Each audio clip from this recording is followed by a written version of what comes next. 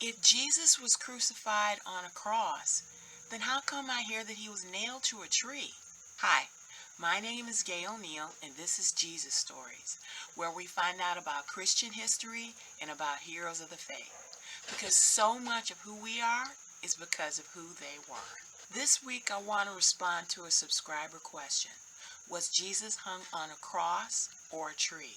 There are a few passages of scripture that clearly state that Jesus was hung on a tree.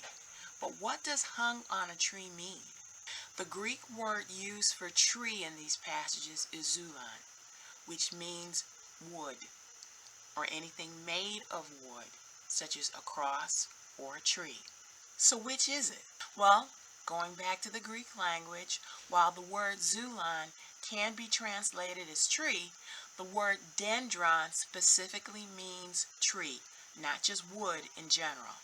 The word for tree, dendron, is not used in any of these passages. Dendron is also never used in any of the accounts of Jesus' crucifixion.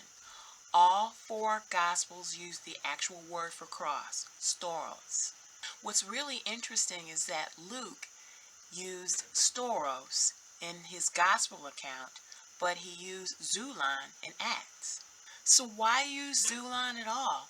Why not just stick with stauros? Well, stauros has a very narrow definition. It was the means of the Roman practice of crucifixion.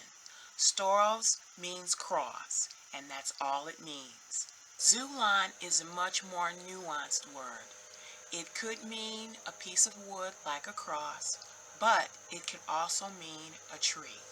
And if it means tree, then it can be tied back to Deuteronomy 21, where God's word says, when someone is convicted of a crime punishable by death and is executed, and you hang him on a tree, his corpse must not remain all night upon that tree.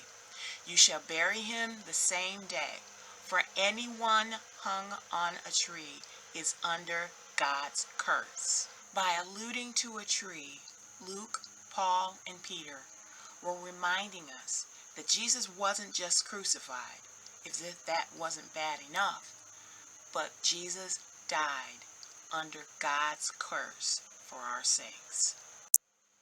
Thanks for watching Jesus Stories. I hope this channel helps you grow in your faith. Ever wonder why we do some of the things that we do as Christians? Ever wonder why things are the way they are? Well, that's what this channel is all about. Let me know in the comments how I can help. And please don't forget to like, subscribe, and share. See you next time.